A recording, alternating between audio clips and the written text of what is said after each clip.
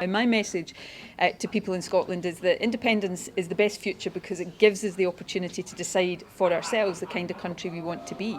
But whether you support independence or oppose it or aren't decided yet, the principle of deciding our future ourselves in Scotland rather than having Boris Johnson dictate it is one that I think we can all unite behind.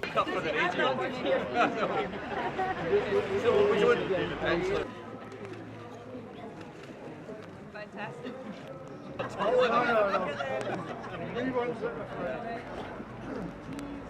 It's the biggest united Remain party in the UK, even though we're the Scottish National Party. And I've worked cross-party with colleagues from all parties. I was one of the co-authors of the Ben Act that stopped No Deal. So if people in North East Fife want somebody who can go back to work the day after the election, who has a strong track record of standing up for North East Fife and its willingness to remain in the EU, then they'll be voting for me. And I know a lot of people who are maybe not pro-independence, but they're voting SNP at this election.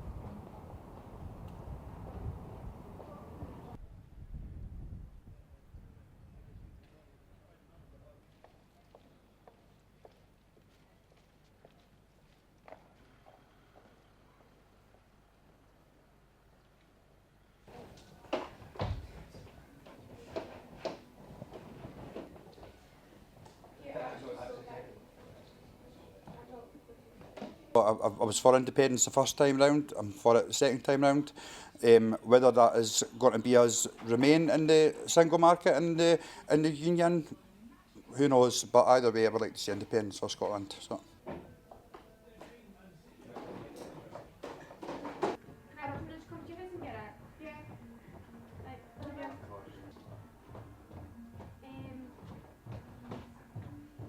I want Scottish independence. I want us to be able to control what goes on in our country and not be dictated by Westminster at all.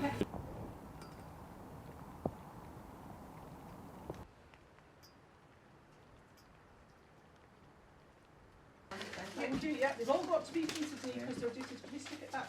You're going to do it. Brexit is a 40-year union with the European Union, and we've seen how difficult in the last 3.5 years is to untangle that and potentially deliver it. So when we're talking about a union that's over 300 years old, how difficult will that be? And I think it's a very different proposition from that presented in 2014, because we are for the first time talking about potentially a hard border between Scotland and England, and that was never on the cards previously. So I think it's a very different proposition, and that's the kind of conversations that we're having. But, this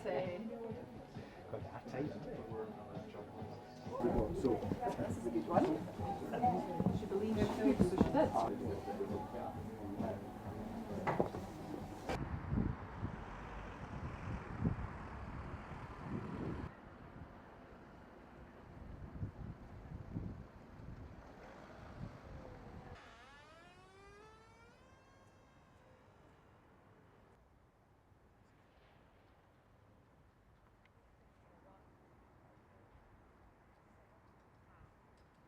I am not going to be voting the way I voted the last time round. I'm going to change my vote this time round.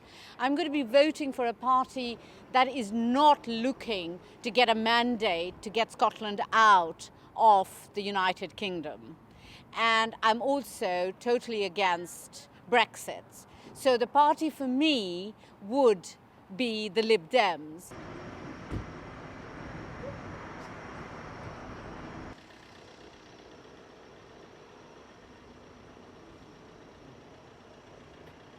I know they're very anti-Israel. I'm very pro-Israel. I am 100% against the breakup of the United Kingdom. I think, although we always we're very good at complaining. Actually, the UK works very, very well. If the SNP was to succeed in breaking up the United Kingdom, that would definitely weaken NATO, and I am a huge supporter of NATO.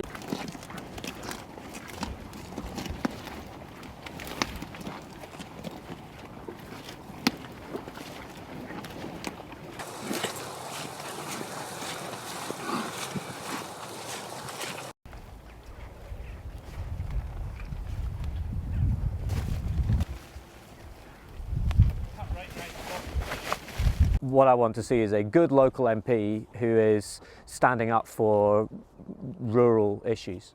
And yes, I would find it difficult to vote for somebody who was standing up for or campaigning on a ticket of wanting another referendum.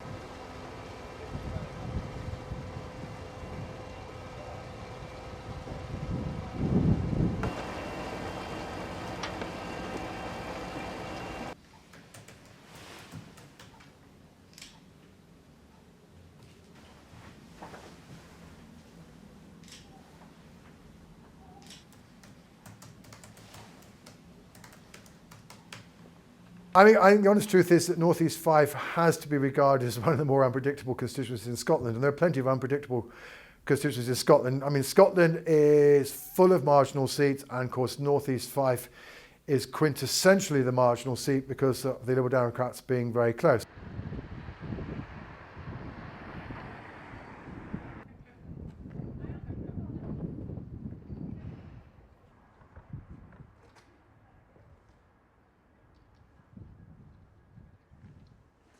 Well, I mean, the truth is, of course, is that independence is playing a crucial part of the crucial debate in Scotland more broadly. And indeed, I think what one now has to understand, indeed, is that that debate is now interlaced with the debate about Brexit. So one of the things that's happened in Scotland really since 2016 is that people's views about Brexit and their views about independence have become much more in line. So around 57% of those people who voted Remain are now in favour of independence, whereas amongst those who voted Leave, support is much lower. It's only around a third.